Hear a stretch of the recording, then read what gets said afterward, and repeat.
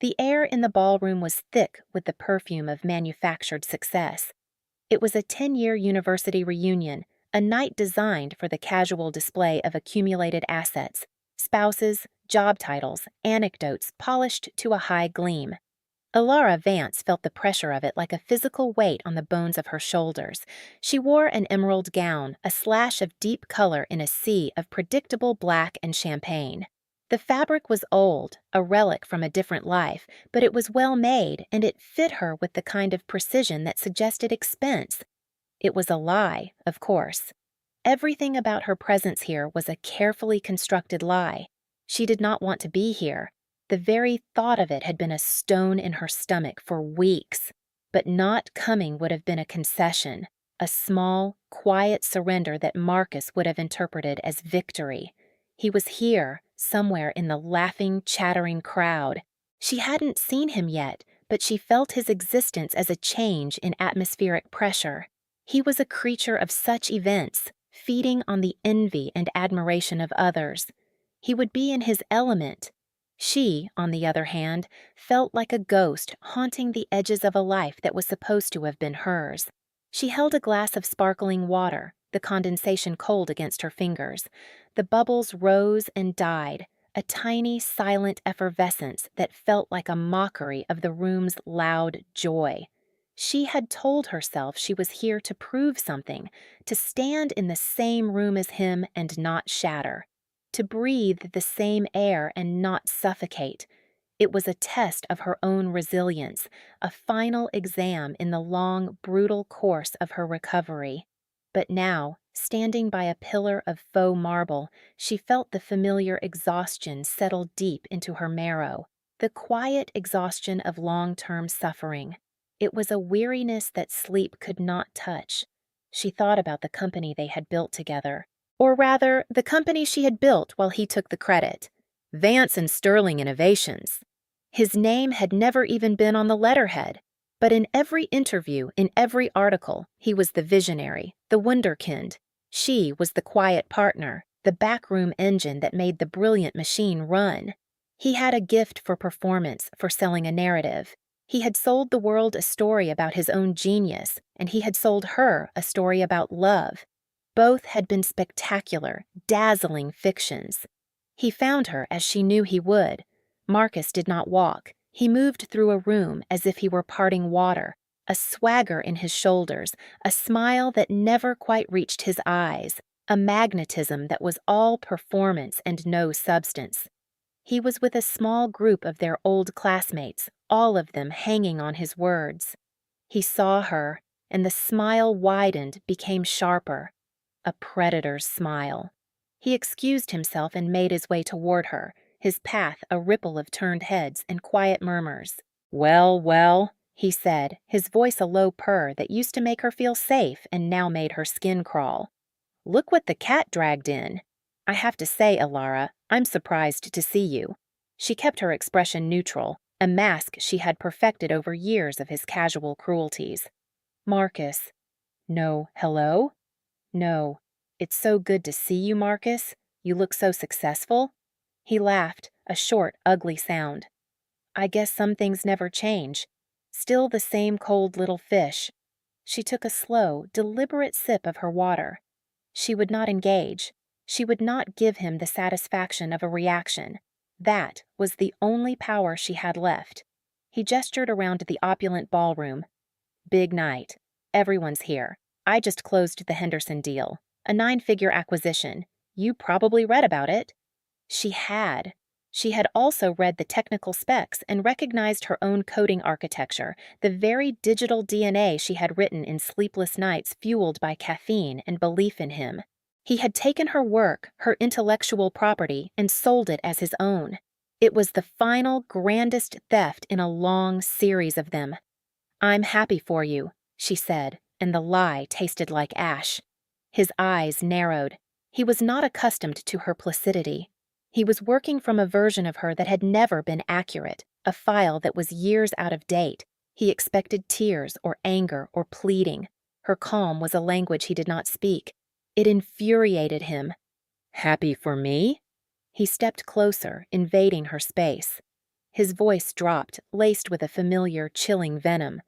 "You should be. You're looking at the man who made you. Everything you had because of me. That dress? I probably paid for it. The pathetic little life you're living now? It's the best you could ever hope for without me." She felt a tremor start in her hands and willed it to stop. She could feel the eyes of people nearby, their conversations faltering as they sensed the shift in tone. A scene was building, and he was the gleeful director. "You had an obligation," he hissed, his face inches from hers. "An obligation to me, to our life, and you threw it all away because you were weak. You couldn't handle the pressure. You couldn't handle a real man."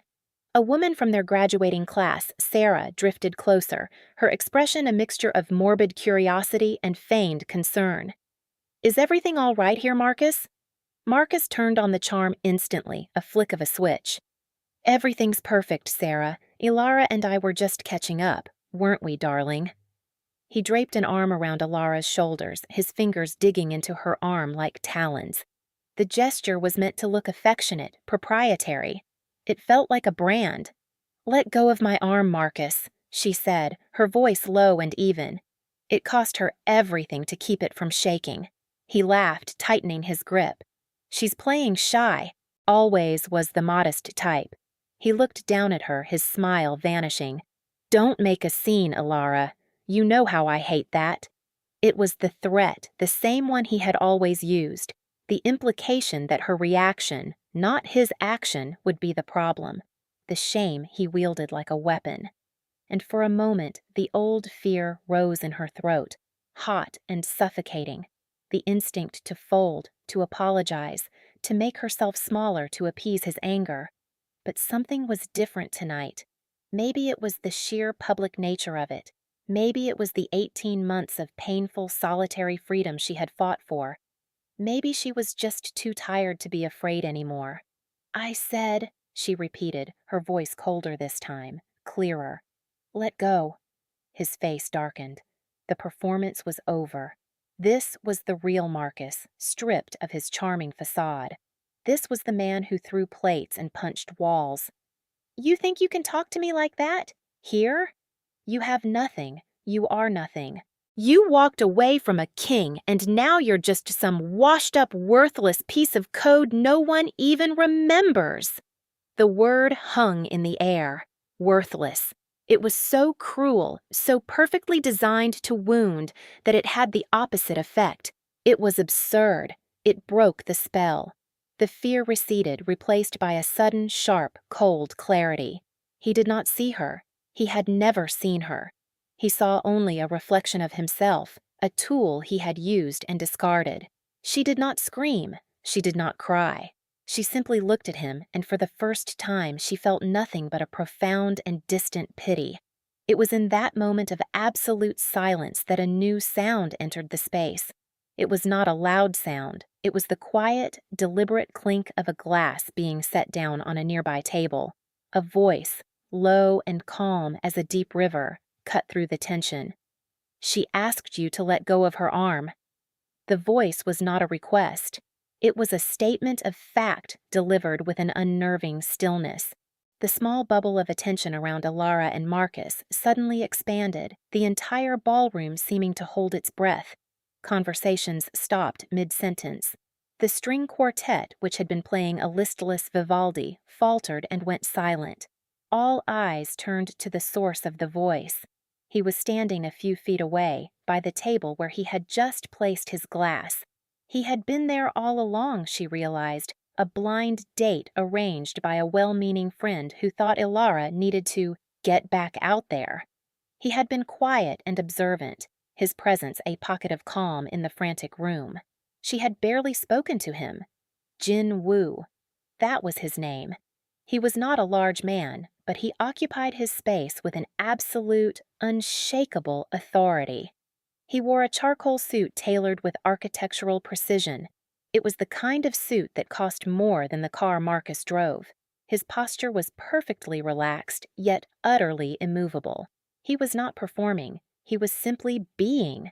The contrast between his deep, quiet, structural power and Marcus's hollow, performed power was immediate and devastating. Marcus, disoriented by the interruption, squinted at him. "Who the hell are you? This is a private conversation." Jinwoo's eyes, dark and intelligent, did not leave Marcus's face. He did not rush. He was not angry. He looked at Marcus with the mild, detached interest of a scientist observing a specimen. "You have 3 seconds to remove your hand." The sheer audacity of the command, delivered in that impossibly calm tone, stunned Marcus into a moment of inaction. He was a man who lived on a diet of bluster and intimidation. He had no defense against this kind of glacial certainty. "Or what?" Marcus scoffed, trying to regain control, but his voice was a fraction too high. He was bluffing in a game he didn't understand. Jinwoo did not answer. He simply tilted his head slightly, a gesture so small it was almost imperceptible. But across the room, 2 men in dark suits who had been blending into the background straightened up. They began to move. They did not rush. They moved with a fluid, silent efficiency that was far more terrifying than any sprint. They were not bouncers. They were something else entirely. Marcus saw them coming. Panic flickered in his eyes, stark and animal. He finally understood that he had stumbled into a world with rules he did not know, a world where his brand of performative power meant less than nothing. His hand dropped from Ilara's arm as if it had been burned. "Look, there's no need for—" He started, taking a half-step back. The 2 men reached him. They did not touch him aggressively. One simply placed a hand on his shoulder, a gesture that was somehow both gentle and final. "Sir," the man said, his voice polite, "it is time for you to leave." "I'm a guest here," Marcus sputtered, his face flushing a blotchy red.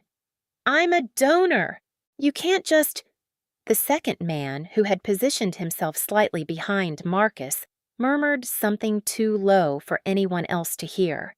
Whatever he said, it made the blood drain from Marcus's face.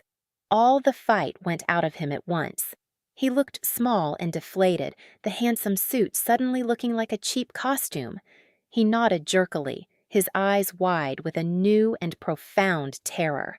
They escorted him out, not through the grand entrance, but through a side door leading to the service corridors. It was done so quietly, so efficiently, that most of the room was left staring, unsure of what they had just witnessed. The entire event, from Jinwoo's first word to Marcus's disappearance, had taken less than a minute. The silence that followed was not the earlier, tense silence. This was a different kind of silence, the kind that doesn't echo, the kind that settles. It was a silence born of respect and of fear. Ilara stood frozen, her arm tingling where Marcus's fingers had been. The adrenaline was a high-pitched ringing in her ears. She looked at Jinwoo. He was watching her, his expression unreadable but for a flicker of concern in his dark eyes. He walked the few steps toward her, his movements unhurried. He stopped a respectful distance away. "Are you all right?" His voice was steady as iron wrapped in silk. She could only nod, the word trapped in her throat. The shock was beginning to recede, replaced by a disorienting wave of relief. It was so total, so absolute, it made her dizzy. For years, she had been her own shield, her own defender. She had stood alone against the storm of Marcus's ego, and now, in the space of a minute, someone else had stepped in front of her, not to save her, but to simply clear the path. It was a feeling she had never known, the disorienting relief of being seen and protected. She started, her voice a thin thread. "Thank you." He gave a slight, formal bow of his head. It was necessary. He looked around at the staring faces, the whispering crowd. His gaze was cool, dismissive. He turned back to her. "This is no longer a suitable environment. Please, allow me to escort you home." "I have my own car," she said, the automatic response of a woman used to insisting on her own independence. "I'm aware," he said, his tone gentle. "Nevertheless, I would prefer it if you allowed my driver to take you. Your car can be delivered to you in the morning." He paused. "You are not safe to drive." He was right. Her hands were still shaking, a fine, uncontrollable tremor. She looked at him, truly looked at him for the first time. He was not just a handsome man in an expensive suit. There was a depth to his stillness, a history in his eyes that spoke of things far more serious than university reunions and nine-figure deals. The prompt had called him a Korean Mafia boss. She had thought it was a joke, a bit of hyperbole from her friend. Now, she wasn't so sure. "Okay," she whispered. He nodded once. Another man appeared at his side, this one older, with silver at his temples and an air of quiet competence. This must be the Mr. Choi from her thoughts. "Mr. Choi will bring the car around to the east entrance. There will be fewer people." "Yes, Chairman," Mr. Choi said, bowing slightly before disappearing as silently as he had arrived. Chairman. The word landed in the quiet space between them. Not CEO, not president, chairman. It had a different weight. Jin-woo offered her his arm. It was not a demand like Marcus's grip. It was a simple, formal offer. She hesitated for only a second before placing her hand lightly on his forearm. The fabric of his suit was cool and smooth. Beneath it, his arm was solid, unyielding. They walked through the stunned crowd, a path clearing before them as if by magic. No one met their eyes. The ride in the back of the black sedan was silent.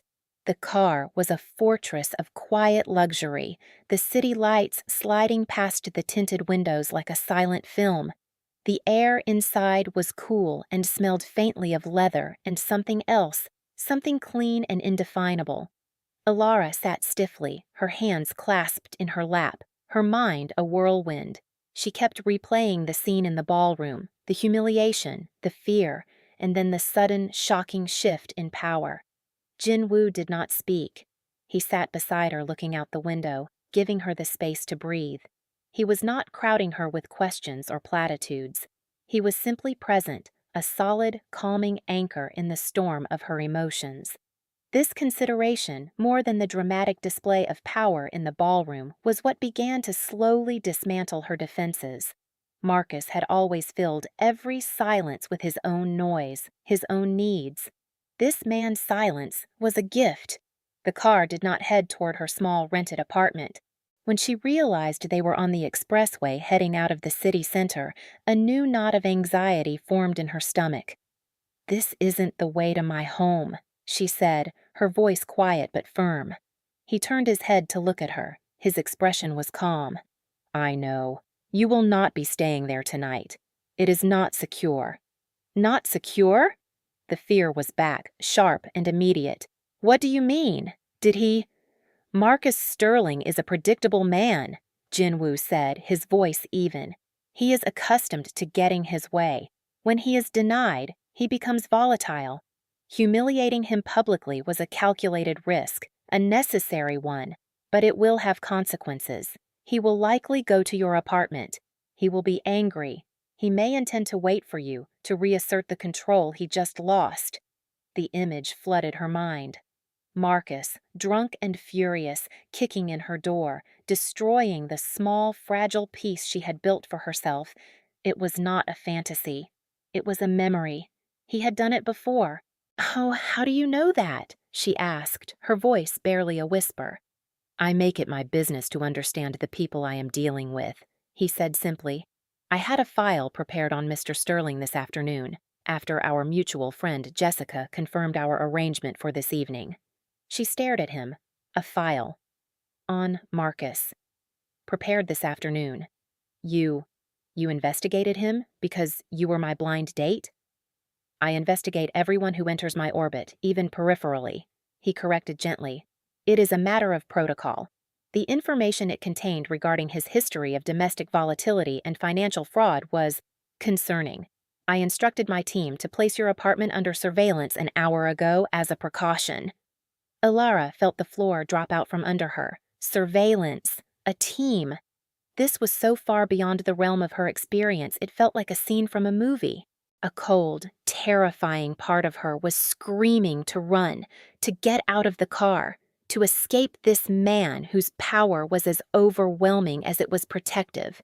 but a larger, more exhausted part of her simply felt relieved. Someone else was handling it. Someone else was thinking 3 steps ahead. "He is there now," Jin-woo continued as if sensing her thoughts. He gestured to his phone, which lay dark on the console between them. "Mr. Choi informed me just before we left the hotel. He is on your doorstep. He has been for 10 minutes. He is shouting." She closed her eyes, a wave of nausea washing over her, the sharp terror of immediate threat. He was there, right now, at her home, at the one place on Earth she was supposed to be safe. If Jinwoo had not intervened, she would be walking into that right now, alone. "What happens now?" she asked, her voice hollow. "My men will wait until he attempts to force entry. At that point, they will detain him and hand him over to the local police, along with video evidence of the attempted breaking and entering and a recording of his verbal threats. A restraining order will be filed on your behalf by my legal team in the morning. His actions tonight have made that a simple matter." It was all so neat, so clean. A problem she had been living with for years, a threat that had shadowed her every move, being dismantled with a few quiet, precise actions. "Why?" she asked, the single word encompassing a universe of questions. "Why do this for me? Why get involved? Who are you?" Jin-woo was silent for a long moment, watching the city lights streak past. When he finally spoke, his voice was different, less formal. "Vance and Sterling Innovations," he said. "My private equity firm was an early silent investor, a very small stake through a subsidiary. I read the quarterly reports. I read the technical documentation. The code was elegant, efficient. Brilliant!" He turned to her, and for the first time she saw a flicker of something like admiration in his eyes. "I also attended the shareholder meetings. I saw Marcus Sterling present your work as his own. He did not understand what he was presenting. He had memorized the words, but he did not understand the music. He was working from a version of the technology that had never been accurate." She stared at him, speechless. He knew. He had known all along. He had seen her work, her real work, and understood its value. He had seen through Marcus's performance from the very beginning. "I have been aware of your contribution for 3 years, Miss Vance," he said. "When Jessica mentioned she was trying to set up her brilliant but reclusive friend, the one who used to run V&S, I confess I made the connection. I accepted the invitation because I wanted to meet the architect, not the spokesman." The car turned off the highway, gliding through a set of imposing iron gates that opened silently as they approached. They drove up a long, winding driveway flanked by perfectly manicured gardens invisible in the dark but for the soft glow of landscape lighting. At the end of the drive was a house. It was not a house. It was a structure, a stunning piece of modern architecture, all glass and steel and clean lines, perched on a cliff overlooking the glittering expanse of the city below. It was less a home and more a statement of quiet, unassailable power. The car pulled to a stop under a cantilevered portico. Mr. Choi was already there, holding the door open. "Welcome, Chairman. Miss Vance," he said with a small bow. "Thank you, Mr. Choi," Jin-woo said. "Please see to it that Miss Vance's apartment is professionally cleaned and secured once the police have finished. Have anything of sentimental value packed and brought here. The rest can be placed in storage." "Of course, Chairman." Jin-woo turned to Alara, who was still sitting in the car, overwhelmed. He offered his hand. "You are safe here, Alara." He used her first name. The shift was subtle but significant. She took his hand and allowed him to help her from the car. His grip was firm and warm. She stepped out into the cool night air and looked up at the magnificent, intimidating house. Her life had just been irrevocably altered, bifurcated into a before and an after. The fear was still there, a low hum beneath the surface, but it was mingled with something new, a fragile, unfamiliar feeling. Hope. The inside of the house was an extension of its exterior, minimalist, precise, and breathtaking. Vast expanses of glass revealed the city skyline, a carpet of distant lights. The furniture was sparse but exquisite, each piece a work of art. There was no clutter, no extraneous noise, just a profound and peaceful silence. An older woman with kind eyes and hair the color of snow, dressed in a simple but elegant hanbok, greeted them at the door with a warm smile. She bowed to Jinwoo, then turned to Alara. "Welcome," she said in Korean, her voice gentle. Jinwoo murmured a translation. "My mother," he explained quietly. "She insists on staying with me when she is in the country. She worries." His mother looked Alara up and down, not with judgment, but with a startlingly perceptive gaze. She said something soft to her son. Jinwoo's expression softened almost imperceptibly. "She says you have tired eyes, but a strong spirit. She is pleased you are here. She will show you to your room." Ilara followed the old woman down a long hallway lined with what looked like priceless ceramics. The room she was led to was larger than her entire apartment. It had one wall made entirely of glass, looking out onto a serene rock garden. A simple bed was made up with crisp white linens. A change of clothes, simple silk pajamas, was laid out. Through hand gestures and smiles, Jinwoo's mother made it clear that Alara should rest. She pointed to the adjoining bathroom, a spa-like space of slate and bamboo, then bowed and left, closing the door softly behind her. Alara stood alone in the center of the vast, silent room. The silence was absolute.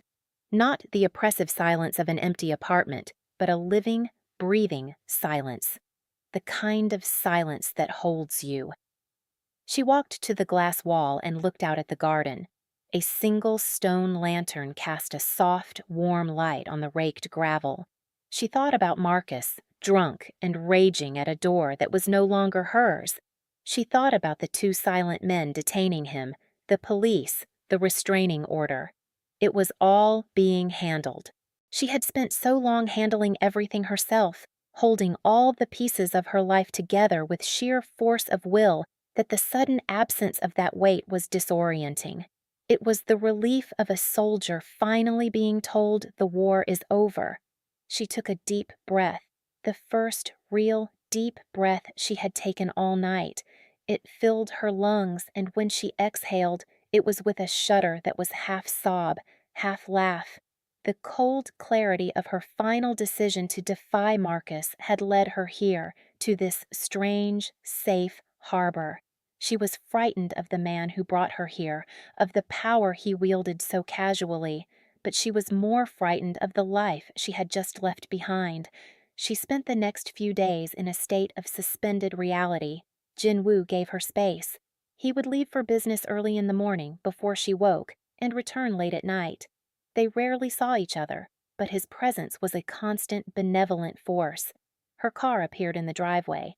A box of her most personal belongings, photos, a few beloved books, a small chipped ceramic bird her grandmother had given her, arrived and was placed carefully on a table in her room. An encrypted laptop and a new phone appeared next with a simple note. "Secure communications. The old ones are compromised." His mother, who spoke almost no English, became her silent companion. She would bring Alara tea in the garden. They would sit together, not speaking, simply sharing the quiet. The old woman's presence was a balm, a quiet validation that asked for nothing in return. She saw Ilara's exhaustion and met it not with pity, but with a steady, maternal calm.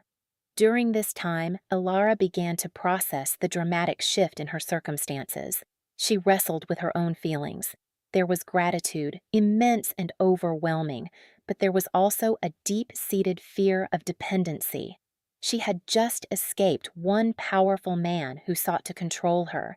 She was wary of falling into the orbit of another. She had to assert her independence, even in small ways. When Jinwoo finally sought her out one evening, finding her in the library, a vast two-story room filled with books in Korean and English, she was ready. He stood in the doorway, impeccably dressed as always, this time in a dark blue suit that made him look like a piece of the night sky. "I hope you are feeling rested." "I am," she said, closing the book she had been reading. It was a collection of poetry. "Thank you for everything." "It is nothing," he said, dismissing her thanks with a wave of his hand. He walked into the room and stood before a vast window overlooking the city. My legal team has been in touch with Mr. Sterling's counsel. He is agitated. I imagine he is. He is filing a lawsuit, Jinwoo said, his tone flat, for theft of intellectual property. He claims the foundational code of his company was his creation and that you have stolen it. Alara felt a flash of hot anger. That's a lie. I wrote every line of that code. I know, Jinwoo said calmly, and we will prove it. My forensic accounting team is already tracing the server logs and digital signatures. The evidence of your authorship is incontrovertible. The lawsuit is frivolous. It is not a legal strategy. It is a tool of harassment. He believes he can bury you in legal fees and force you to capitulate. He's done it before, she said quietly, remembering a previous dispute with a former employee that Marcus had won through sheer financial attrition. He will not succeed this time, Jinwoo stated. It was not a promise. It was a weather forecast. This was her moment. I want to be involved, she said, her voice stronger than she expected. In the legal strategy. It's my work, my name. I will not be a passive bystander in my own defense. Jinwoo turned from the window to look at her. He seemed to study her for a moment, his gaze intense. She met it without flinching. She was not a project to be managed. She was not a damsel to be rescued. She was a partner in this fight, or she was nothing. A slow smile touched his lips. It was the first real smile she had seen from him, and it transformed his severe, handsome face. Of course, he said. I would expect nothing less. Our lead counsel will meet with you tomorrow morning. They will be at your disposal. It was a small victory, but it felt monumental. He was not trying to control her. He was offering resources. He was recognizing her agency. The fear in her chest loosened another notch. Over the next few weeks, a new routine formed. Alara worked tirelessly with Jinwoo's legal team, providing them with the technical expertise they needed to dismantle Marcus's claims. She was focused, brilliant, and relentless. The lawyers, who initially seemed to regard her as a victim to be protected, quickly came to see her as their most valuable asset. In the evenings, she would often find Jinwoo in his study. She would bring him the day's progress, and he would listen intently. He began asking her questions, not just about the case, but about technology, about market trends, about corporate strategy. He would show her a portfolio, a business plan for one of his many companies, and ask for her opinion. This logistics firm, he said one night, pointing to a spreadsheet on a large monitor. Their routing algorithm is inefficient. It is costing us 7% in fuel and delivery times. She looked at it for less than a minute. It is, she agreed.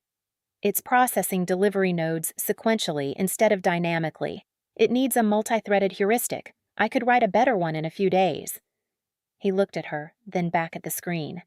Then you shall, he said. Name your price, a consultant's fee. No, she said immediately. I am a guest in your home. You are protecting me. Let me do this as a thank you. I do not require your thanks, he said, his voice firm but not unkind. I require your expertise. You are the most capable person in this room when it comes to this subject. Competence should be compensated. It is a matter of respect. He named a figure that made her breath catch in her throat. That is your fee, non-negotiable. So she worked. She built him a new logistics algorithm from the ground up. It was the best work she had ever done. She was free from Marcus's demands for flash and sizzle, free to build something purely, elegantly functional. When she was done, she presented it to Jinwoo. He and his technical team studied it in silence for an hour. At the end, Jinwoo looked at her. It is perfect, he said. And in his quiet, understated delivery, it felt like the highest praise she had ever received. The slow burn of their relationship was built in these moments. It was not a romance of grand gestures or passionate declarations. It was built on a foundation of mutual respect. He saw her competence, her intelligence, her resilience, and he valued it. She saw his quiet strength, his integrity, his surprising gentleness, and she began to trust it. They shared quiet meals. They talked late into the night about everything from code to philosophy. He never pushed, never presumed. He gave her safety, and she, in turn, began to bring a quiet warmth into his sterile, controlled world. She made him laugh once, a low, rumbling sound of genuine surprise, with a dry, witty observation about one of his more pompous business rivals. The sound echoed in the silent house like a promise. Meanwhile, Marcus was spiraling. From the periphery, through news reports and the quiet updates from Mr. Choi, Ilara watched his downfall. The frivolous lawsuit was dismissed with prejudice. The story of his public humiliation at the reunion, though never explicitly reported, trickled through the grapevine, tarnishing his carefully crafted image. His 9-figure Henderson deal fell through when the backers mysteriously pulled out. His credit lines were frozen. He was a man bleeding out, and he didn't even know where the wound was. His delusion, however, remained intact. He was a king in his own mind, and this was just a temporary setback. He was convinced that Ilara was behind it, that she had somehow poisoned the well. He could not conceive of a power greater than his own. He believed if he could just get to her, just talk to her, he could intimidate her back into submission. He had not updated the file. He was working from a version of her that no longer existed. The final, fatal miscalculation came in the form of an invitation, the Obsidian Gala. It was the premier event of the corporate calendar, a night where the city's most powerful figures gathered. It was hosted by Jinwoo's primary holding company. An invitation was a symbol of arrival. Marcus, naturally, was not invited, but he was desperate. He saw it as his last chance. A public forum, a place to confront Ilara, to expose her, to reclaim his narrative. He bribed a low-level catering employee to get himself a staff uniform and a way in. It was a pathetic, desperate plan, and it played directly into Jinwoo's hands. "He will be there tonight," Jinwoo said to Ilara as she was getting ready. He stood in the doorway of her room, watching as she fastened a diamond earring. She was wearing a gown of midnight blue silk, a dress he had commissioned for her. It was architecturally precise, elegant, and powerful. It was a dress that said she belonged. "I know," she said, her hands steady. She was not afraid anymore. "You knew he would try." "It was a statistical probability," he said. "Are you ready?" "I am," she said, turning to face him. She looked at him, so calm and solid in his perfect tuxedo. "I don't leave because things become complicated." He met her gaze, and a silent understanding passed between them. It was more intimate than a kiss. "I know you don't," he said softly. The Obsidian Gala was held in a museum that Jinwoo's foundation had funded. The main hall was a cavern of white marble and glass, filled with the quiet murmur of immense wealth and influence. Ilara walked at Jinwoo's side, his hand resting lightly on the small of her back. Heads turned, whispers followed them, but for the first time in her life, in a room full of powerful people, Ilara did not feel like an imposter. She felt correctly placed. They were speaking with a Japanese tech billionaire when it happened. A commotion near the service entrance. A shouted voice, raw and unhinged. "Ilara!" The crowd parted, and there was Marcus. He was a mess. His hair was disheveled, his eyes wild. He was wearing a stained waiter's jacket that was too tight in the shoulders. He looked like a ghost at the feast, a specter of his former self. "Ilara!" he shouted again, stalking toward her. Security started to move, but Jinwoo held up a single calm hand, and they froze. He wanted this to play out. Marcus stopped a few feet away, pointing a shaking finger at her. "You did this! You ruined me!" Ilara looked at him, at this broken, pathetic man, and felt only a vast, empty sadness. "You did this to yourself, Marcus!" "Liar!" he shrieked, his voice cracking. "You owe me! Everything you are, you owe to me. You are my wife, in all but name. You have an obligation." He lunged for her, his face contorted in a mask of pure rage. He never reached her. Jinwoo moved, not with speed, but with a fluid, final grace. He stepped in front of Ilara, blocking her completely. He did not touch Marcus. He didn't have to. His mere presence was a wall. "Sit down, Marcus," Jinwoo said. His voice was not loud, but it carried across the suddenly silent hall. Marcus froze, his momentum broken. He stared at Jinwoo, his chest heaving. You're the one. Who are you?" "I am the man who bought your debt," Jinwoo said, his voice a quiet monologue of destruction. "All of it. Your business loans from First National, your personal credit lines with 5 different institutions, the second and third mortgages on your penthouse. I own them." He took out his phone, the screen glowing in the dim light. He turned it so Marcus could see. "This is the holding company that acquired Vance and Sterling Innovations an hour ago for pennies on the dollar after a strategic default was triggered on a loan I now control. Your company. My company." He put the phone away. "Your car is leased. The lease was terminated this morning for non-payment. The art in your apartment was collateral for a loan you defaulted on 3 days ago. It was repossessed this afternoon. The apartment itself? The building it's in sits on land my family has owned for 50 years. Your eviction notice was signed by my hand." Jinwoo took a small step closer. Marcus flinched back. "You are not a king, Marcus. You are a jester who borrowed a crown. You have no company. You have no money. You have no home. You have nothing. You are—" He paused, letting the word hang in the air, a perfect, brutal echo. "Worthless." The collapse was total. It was absolute. Marcus stared at him, his mouth opening and closing, no sound coming out. The truth of his situation, the sheer, comprehensive scale of his ruin, crashed down on him all at once. His face, which had been red with rage, went slack and pale. His legs gave out. He dropped to his knees on the cold marble floor. A sound tore from his throat, a raw, animal sob of pure despair. He covered his face with his hands and wept, his body shaking with ragged, heaving breaths. He was a child, stripped of his toys, lost and alone in the dark. The 2 silent men from the reunion appeared. They gently, firmly lifted the sobbing Marcus to his feet and escorted him away, his cries echoing in the cavernous hall before fading into nothing. The silence he left behind was profound. Hundreds of the world's most powerful people had just witnessed a man being systematically erased, dismantled with a few quiet words and the cold logic of finance. Jinwoo stood for a moment, a figure of absolute stillness in the center of the storm he had created.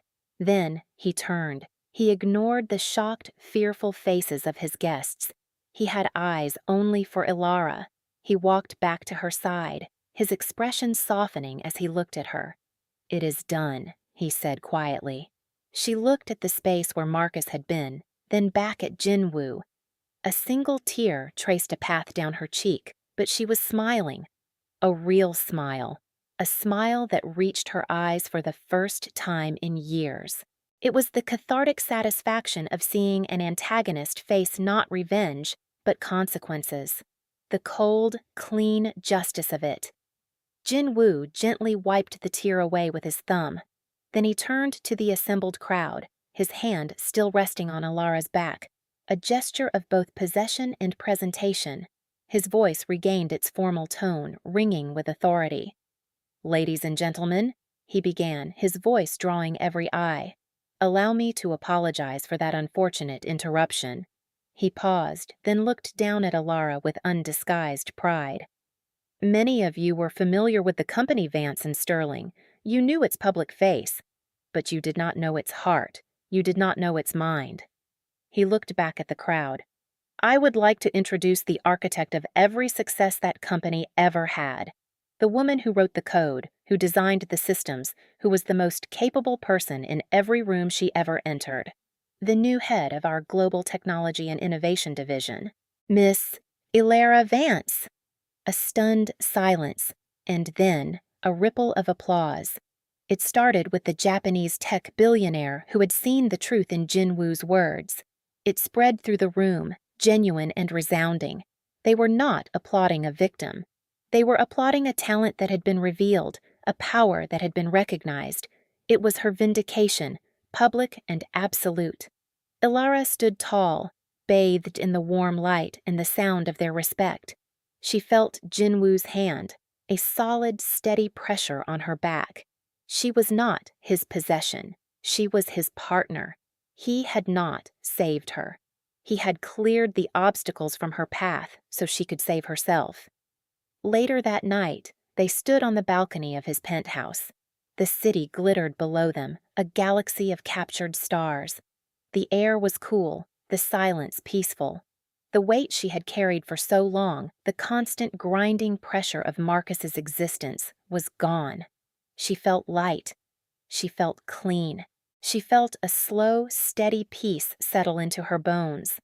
"He seems warm," she said, her voice laced with the dry wit he had come to appreciate. Jinwoo turned to her, a ghost of a smile on his lips. "Who?" "Your mother's new gardener, the one who used to be a CEO. He actually chuckled, the low, rumbling sound she loved. "My mother has certain standards for her chrysanthemums. He did not meet them. She had him removed, mostly." They stood in comfortable silence for a while, just looking out at the view. "Thank you," she said again, but this time it meant something different. It wasn't just for the protection. It was for the respect, for seeing her. "Alara," he said, turning to face her fully. He took her hands in his. His were warm and strong. "I have spent my life building structures, companies, alliances, walls. All of it is cold, precise, logical." He looked into her eyes. "You are the first thing I have ever wanted to build a life with that is not made of steel and glass." It was the closest he had ever come to a declaration, and it was more than enough. It was real. It was earned. "I don't leave because things become complicated," she reminded him softly, her fingers lacing with his. "I am counting on it," he said. He did not kiss her. Not yet. He simply held her hands, standing together in the quiet light, looking out at the city that was now theirs. It was not a happily ever after. Life was too complex for such simple endings. But it was a beginning, a new beginning, built not on fairy tales or grand passion, but on something far stronger, the quiet, steady peace of finding safety, the profound recognition of being seen, and the shared, certain promise of what comes next. A family, complicated and real, built from the daily choice to stay.